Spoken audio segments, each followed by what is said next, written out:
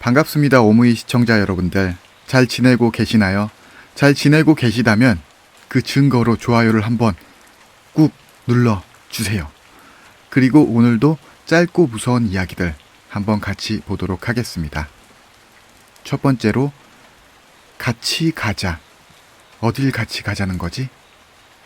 내 초등학교 때 친구 얘기야. 바로 옆집에 살아서 아침마다 같이 학교에 가던 친구가 있었어. 그날도 마찬가지로 친구네 앞에서 나오기를 기다리는데 얘가 오늘따라 넋이 빠져 있는 거야. 자세히 보니까 식은땀을 비 오듯이 흘리고 있더라고. 뭔가 이상한 것 같아서 왜 그러냐고 물어봤어. 그랬더니 자기가 오늘 꾼 꿈 얘기를 해주는 거야. 친구는 아주 오래전부터 똑같은 꿈을 꿨대.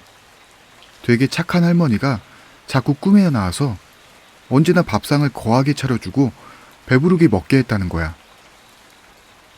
그 할머니는 인상이 어찌나 좋은지 꿈에서였지만 할머니와 많은 얘기를 나누고 밥을 맛있게 먹었대. 신기한 건 그렇게 꿈에서 밥을 먹고 일어나면 실제로 밥을 먹은 것처럼 배가 불렀다는 거야. 이 친구는 실제로 외할머니와 단둘이 살았어. 그런데 어느 날 외할머니가 평소랑 다르게 등굣길에 아주 무서운 표정으로 신신당부를 하더래. 니 오늘따라 누구 절대 따라가면 안 된대. 진짜 안 된대. 친구는 황당했지만 걱정 말라며 외할머니를 안심시키고 학교에 갔대. 그리고 그날 하루 종일 아무런 일도 일어나지 않았고 밤에 잠이 들었대. 그런데 또 인상 좋은 할머니가 꿈에 나타나 밥을 차려주더래. 그래서 거하게 먹고 있는데 그 할머니가 갑자기 어디 좀 같이 가자 라고 하더래. 생각 없이 따라가려고 하다가 아침에 외할머니가 했던 말이 문득 생각이 났대. 친구가 손을 놓으면서 안 간다고 거절했더니 그 할머니 얼굴이 순식간에 무섭게 변하더래. 그러더니 친구의 목덜미를 잡고 계속 어디론가 끌고 가더래. 그 힘이 얼마나 센지 아무리 벗어나려고 해도 도저히 도망쳐 나올 수가 없었대. 무서워 죽겠는데 외할머니가 아침에 했던 말이 생각났대. 만약에 꿈에서라도 어디 끌리가미는 당황하지 말고 벽이나 기둥 같은데 머리로 세게 쳐박으면 꿈에서 깬디. 알았지? 그 말을 생각하자마자 앞에 나무가 보이더래. 그래서 거기에 머리를 박으려고 딱 들이미는 순간 갑자기 그 할머니가 친구 머리끄댕이를 잡아당기면서 니 이거 누가 가르쳐줬노? 누가 할매가 가르쳐주더냐? 라며 빙그레 웃더래. 결국 꿈에서 못 벗어나고 계속 끌려가는데 문득 그 할머니의 지팡이가 보이더래. 그래서 그 지팡이에 죽을 힘을 다해 머리를 박고는 꿈에서 깨어났다는 거야. 아침부터 그런 얘기를 들으니까 소름 끼치고 무섭더라고. 그날 하루 종일 멍하니 있던 친구는 그 다음날부터 학교에 나오지 않았어. 걱정이 돼서 집에 찾아가고 전화를 해도 받지 않는 거야. 그렇게 한 달 후 친구에게 먼저 전화가 왔어. 자기 집에 놀러 오라고. 걱정되고 궁금한 마음에 한달음에 달려갔지. 몇 달 만에 본 친구는 못 본 새에 삐쩍 말랐고 사뭇 분위기가 달라졌었어. 무엇보다 마냥 실실 웃기만 하는 거야. 정말 미친 것처럼. 집에 들어섰더니 친구가 나를 끌고 어느 방 앞에 데려갔어. 야, 우리 할머니 봐봐라. 미쳤디? 라며 미친 듯이 웃는 거야. 그 방을 무의식적으로 봤어. 한평 남짓한 방에 빛 한 줄기 들어오지 않는 암흑 속에서 친구네 외할머니가 계속 허공을 보며 빌고 있었어. 정말 공포스러운 얼굴로 똑같은 말을 중얼거리면서 내가 가르쳐준 거 아니야. 내가 가르쳐준 거 아니야. 잘못했어. 라고. 는 첫 번째 이야기. 같이 가자. 다음으로 또 하나 골라볼게요.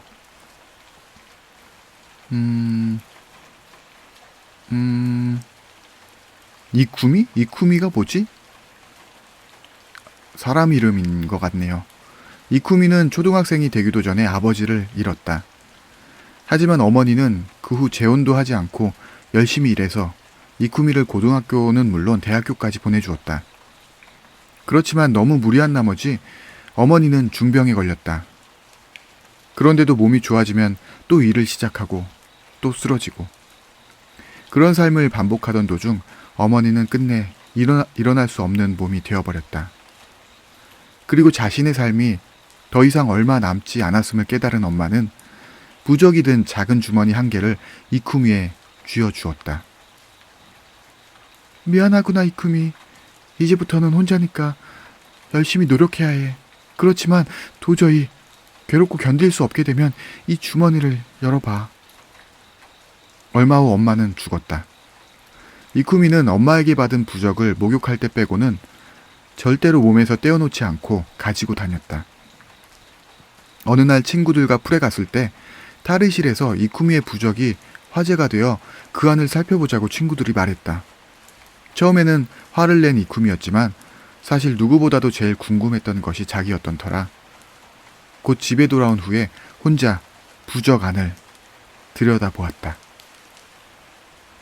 그러자 그 안에는 작게 접힌 종이 한 장이 들어있었다.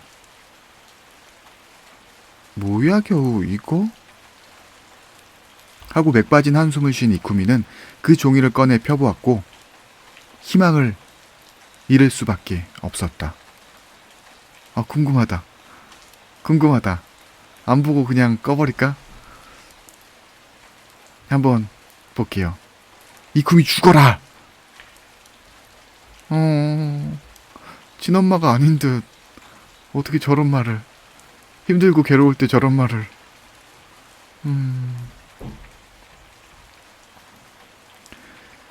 이번에는 도시생활. 저도 차가운 도시 남자인데 도시생활 한번 볼게요. 도시에 올라온 지 일주일째. 복잡한 도시는 여전히 적응되지 않는다. 여자 혼자 타지에 살기로 한 건 힘든 결정이었지만 시골이나 다름없는 고향에서 도시로 취직이 되었으니 어쩔 수 없었다. 아침마다 혼잡한 지하철의 사람들과 복잡한 노선을 보고 있으면 정신이 혼미해진다. 어라? 개찰구에서 나오는데 패스카드가 없다. 아무리 찾아도 나오지 않는다. 지하철 안에서 흘린 것 같다. 어쩔 수 없이 표를 다시 사고 나왔다. 충전도 많이 되어 있었는데 아까운 맘에 속이 쓰리다. 퇴근하고 집으로 돌아오는데 우편물함에 뭔가 있다. 열어보니 잃어버린 패스카드다. 잃어버린 카드를 직접 찾아주다니 도시 사람들은 참 친절한 것 같다. 뭔가 숨겨진 게 지금 밑에 있는데 뭘까요? 이게 뭐지? 다들 생각해 봤나요? 이건 뭐 이해하면 무서운 이야기 그런 정도 되는 것 같은데 나는 한번 이제 볼게요. 3, 2, 1. 잃어버린 카드를 찾아준 사람은 스토커. 그러니까 버스 카드에는 주소 같은 게 없을 텐데 충전 버스 카드, 패스 카드를 집에 우편함에 갖다 줬다. 그건 집을 알고 있는 스토커일지도. 소름. 이런 이야기. 그다음에 쭉 올라가서 새벽? 과연 새벽에는 무슨 일이 일어났을지. 새벽. 어느 자취생이 새벽에 커피를 마시고 베란다에 나와 마시고 있었다. 커피를 가지고 마시고 있었다. 그런데 밑에 아주 큰 나무가 흔들리는 게 아닌가. 바람의 힘이라 하기엔 너무 강한데? 그래서 나는 그 나무를 계속 봤지. 근데 바람은 전혀 불지 않았고 또 바람에 흔들린다 하기엔 너무 이상하게 흔들렸지. 그때 나는 나뭇가지 사이로 한 피투성이의 여자를 보았고 너무 놀라고 또 궁금해서 그 여자를 계속 주시했지. 근데 그 여자는 꼭 내가 보는 걸 알고 있다는 듯이 나를 한번 쳐다보더니 씩 하고 웃었어. 너무 놀란 나는 얼른 문을 모두 잠근 뒤 방으로 들어가 이불 속에서 한참 동안 벌벌 떨다 잠이 들었어. 그리고 며칠이 지나고 4월 3일 일요일이었지. 그때 내 핸드폰에 010-4444 4444의 번호로 전화가 왔어. 나는 장난 전화인 줄 알고 또 그때 그 이름 모두 잊고 있었지. 여보세요? 너 나 기억하니? 저번에 나 쳐다봤잖아. 내일 새벽 4시에 내가 너희 집에 갈게. 기다려. 뚜뚜뚜뚜뚜뚜. 나는 그 순간 저번의 일이 기억났고 너무 무서워서 학교도 가지 않고 PC방에 있었지. 그리고 PC방에서 계속 게임을 하다가 핸드폰 시계를 보자 새벽 5시였어. 소름. 잠깐만. 4시는 지났고. 나는 안심을 하고 집으로 들어갔지. 근데 집으로 들어간 순간 나는 귀신이 아직 우리 집에 있다는 걸 알게 됐지. 어떻게 하냐고? 어떻게 하냐고? 어떻게? 우리 집의 모든 시계는 새벽 4시에서 멈춰 있었거든. 오. 다음으로 텔레비전. 혼자 사는 나는 깊은 밤늦게 빈집에 돌아왔다. 아무도 없는 어둡고 적적한 집이 서늘한 것이 싫어서 나는 텔레비전을 켰다. 텔레비전에는 귀신처럼 분장한 사람이 앉아 머리를 숙이고 있었다. 무슨 벌칙을 받는 것이거나 분장에 대해 보여주는 프로그램이라고 생각했다. 그 모습 덕분에 더 무서워져서 난 텔레비전을 껐다. 텔레비전을 껐는데도 그 여자는 거기에 그대로 있었다. 이게 진정한 짧고 무서운 이야기. 좀 짧았으니까 하나 더. 유령이 나온다는 장소에 확인하러 갔었지만 결국 목격하지 못하고 돌아왔습니다. 그런데 집에 도착하자마자 전화가 왔습니다. 이거 진짜 짧은 것 같은데? 뭘까? 모처럼 놀러와 줬는데 미안해. 대신 지금 거기로 놀러 갈게. 라고. 유령 귀신인 듯. 바로 이어서 자취. 나는 혼자 살고 있다. 자취한 지 1달. 아직 친구나 지인도 없는 외로운 생활이다. 오랜만에 시집간 누나가 왔다. 누나는 반찬을 주러 왔다며 애를 돌봐야 하기 때문에 반찬을 건네주자마자 돌아갔다. 이윽고 누나에게 문자가 왔다. 애기 때문에 바로 가서 미안. 아까 옆에 있던 사람은 룸메이트? 무뚝뚝해 보이던데 사이좋게 지내. 나는 혼자 살고 있는데 빠밤.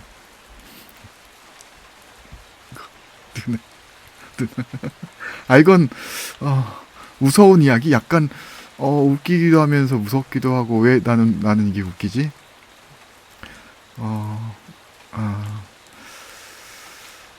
하나 더. 불면증. 저는 강아지와 혼자 사는 20대의 여자예요. 전 불면증이 심해서 오늘 인터넷에서 구입한 수면 안대를 쓰고 자려 해요. 밤이 되었고 저는 수면 안대를 쓰고 자려고 누웠어요. 그때 뺨에 축축한 게 닿았어요. 전 우리 집 강아지 초코가 제 얼굴을 핥는다고 생각했어요. 그러자 초코가 갑자기 옆에서 월! 뭐? 하고 짖는 거예요. 저는 그 순간 소름이 돋아서 방 밖으로 도망쳤어요. 이 끝이라고? 생각해보니까 소름 돋네. 축축한 게 막 볼을 안대를 쓰고 있을 때 핥았는데 저쪽에서 우리 강아지가 소리가 들리고. 그럼 누가 핥고 있어 내 얼굴을. 소름. 완전 소름. 그것도 굉장히 짧은 이야기인데 하나 더. 친구랑 캠프에 갔어.